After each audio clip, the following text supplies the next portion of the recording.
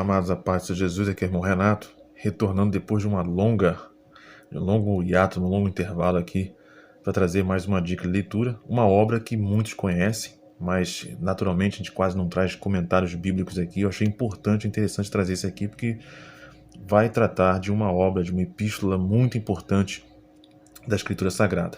Antes de eu apresentar para vocês aqui, dá aquele like, aquela curtida no canal. Você que não é inscrito, se inscreva no nosso canal, ajude a gente a divulgar o nosso trabalho, ok? Nas redes sociais, nos grupos que você participa, pode ser no Instagram, no Telegram, no Facebook, no WhatsApp.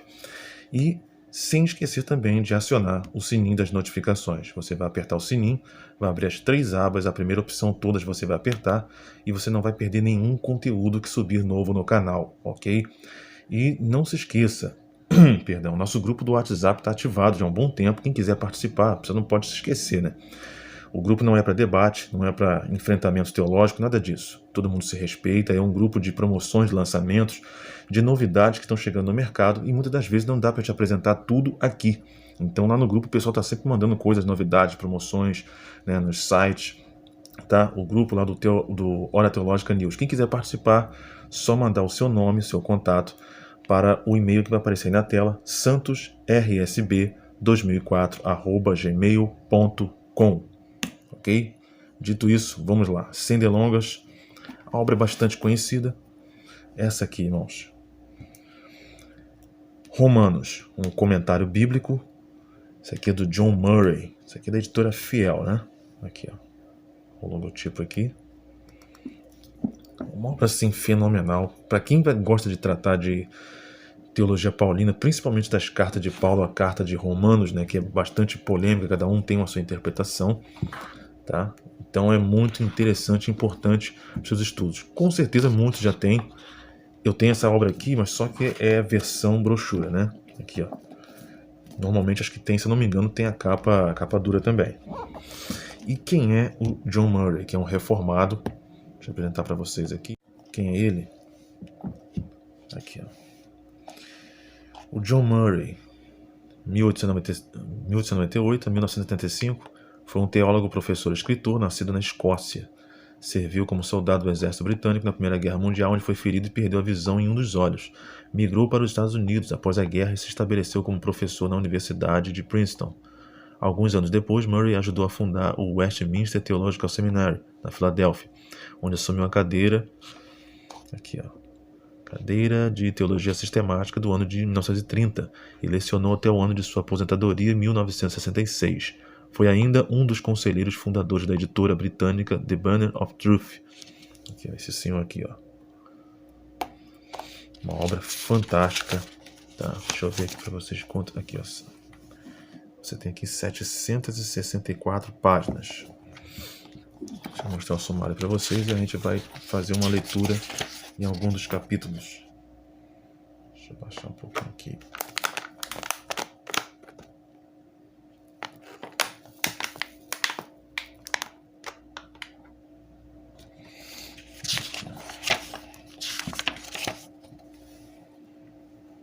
Vamos lá. Tem a introdução. O autor, ocasião, igreja em Roma, esboço da carta aos Romanos, propósito dos capítulos 1 ao 8, propósito dos capítulos 12 a 6, propósito dos capítulos 9 a 11. Aí nós vamos para o texto, exposição e nota, saudação, introdução, tema, a universalidade do pecado da condenação, que você tem aqui a variante dos 18 aqui, ó, 1:18 a 3 a 20.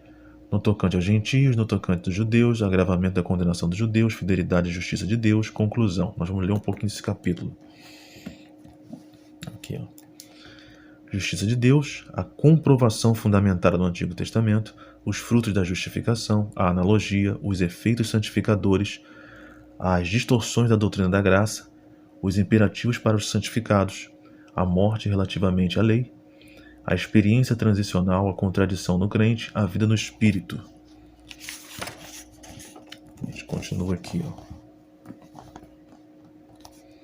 A incredulidade de Israel, a vindicação da justiça e da fidelidade de Deus, a justiça da fé, a restauração de Israel, o remanescente, a plenitude de Israel, a plenitude dos gentios, salvação de Israel, doxologia, o modo cristão de viver, multiformes deveres práticos, as autoridades civis, a primazia do amor, a consumação iminente, os fracos e os fortes, o exemplo de Cristo, judeus e gentios, um só povo.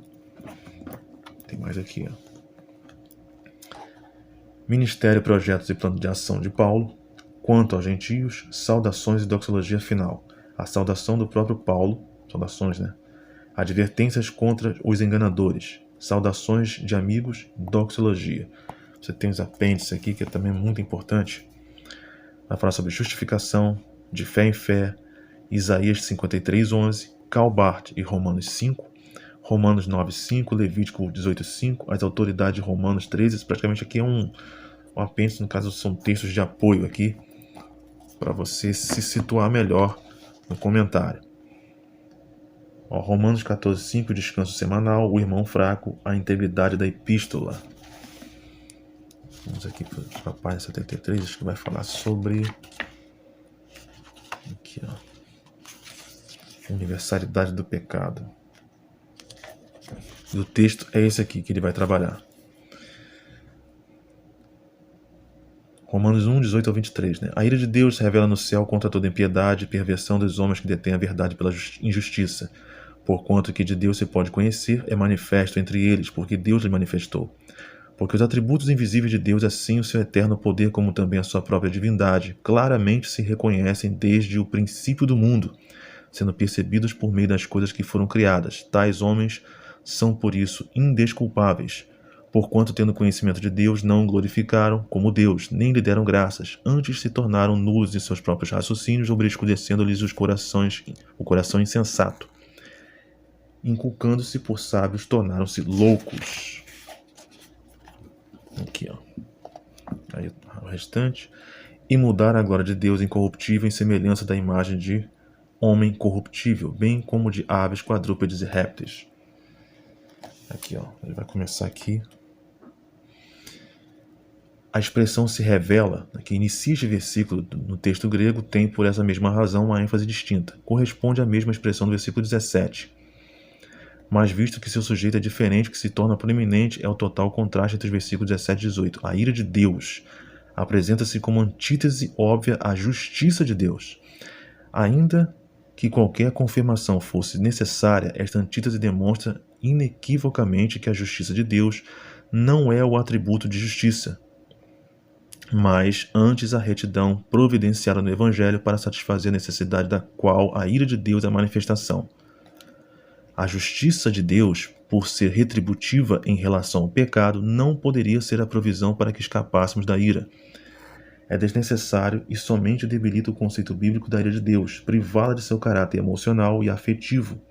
A ira de Deus não deve ser concebida em termos de explosões de ódio, com as quais a ira em nós está frequentemente associada.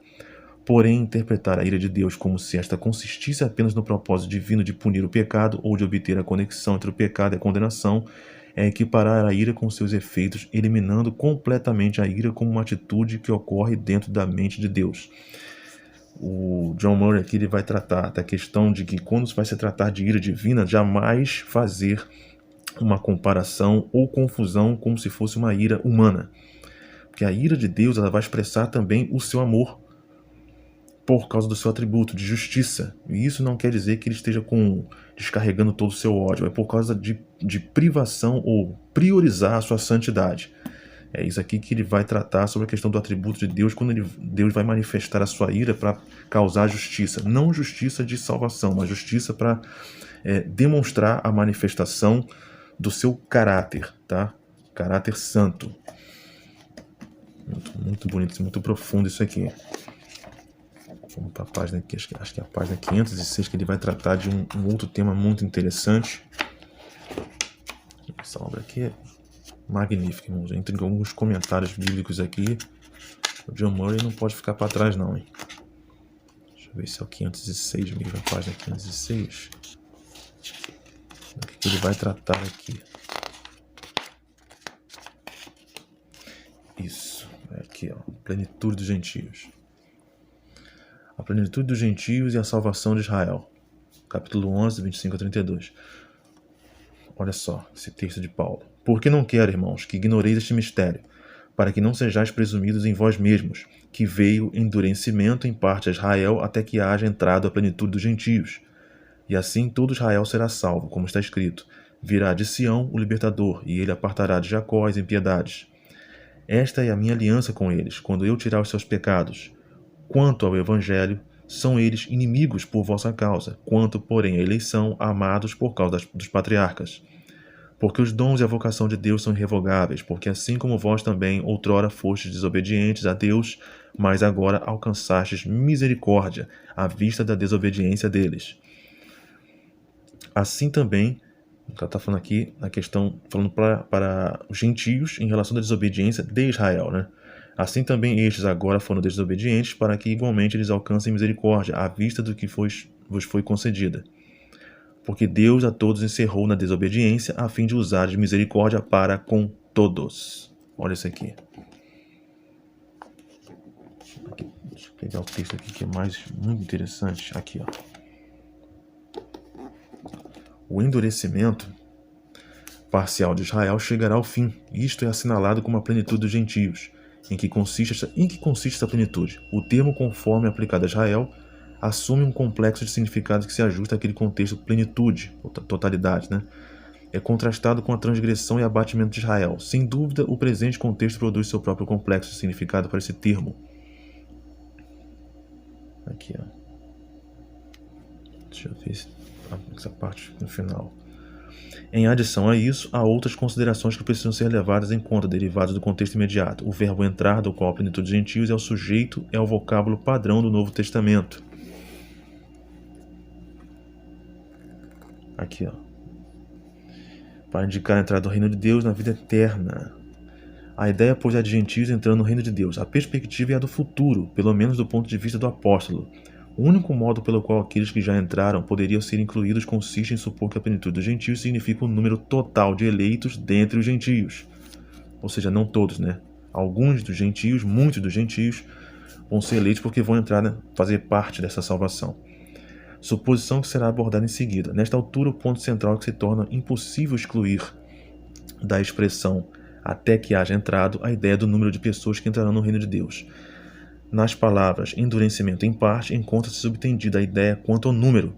Nem todos foram endurecidos, porque alguns de Israel ainda vão se converter. Sempre haverá um remanescente. Aqui, ó. O endurecimento não foi completo. Certo? Nem todos endureceram seus corações. As palavras todo Israel no versículo 26, conforme se observa, referem-se à massa populacional de Israel, em contraste com um remanescente. Ou seja, fala sobre Israel não significa nação, né? Uma grande parte dela.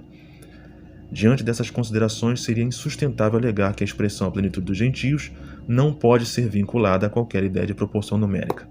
Tá, irmãos? Mais um comentário bíblico fantástico. Com certeza muitos já conhecem, tá? Mas eu não poderia deixar de indicar essa obra fantástica, tá? Quem pode encontrar, eu vou deixar aqui abaixo do vídeo, aqui o link da descrição, porque também tem essa versão brochura e a versão capa dura. Eu não sei se tem uma nova edição que vai sair, tá bom? Porque parece que estava fora de edição, né? Fora de catálogo, mas a gente vai reforçar aí com os irmãos aonde vocês podem encontrar, tá bom, irmãos?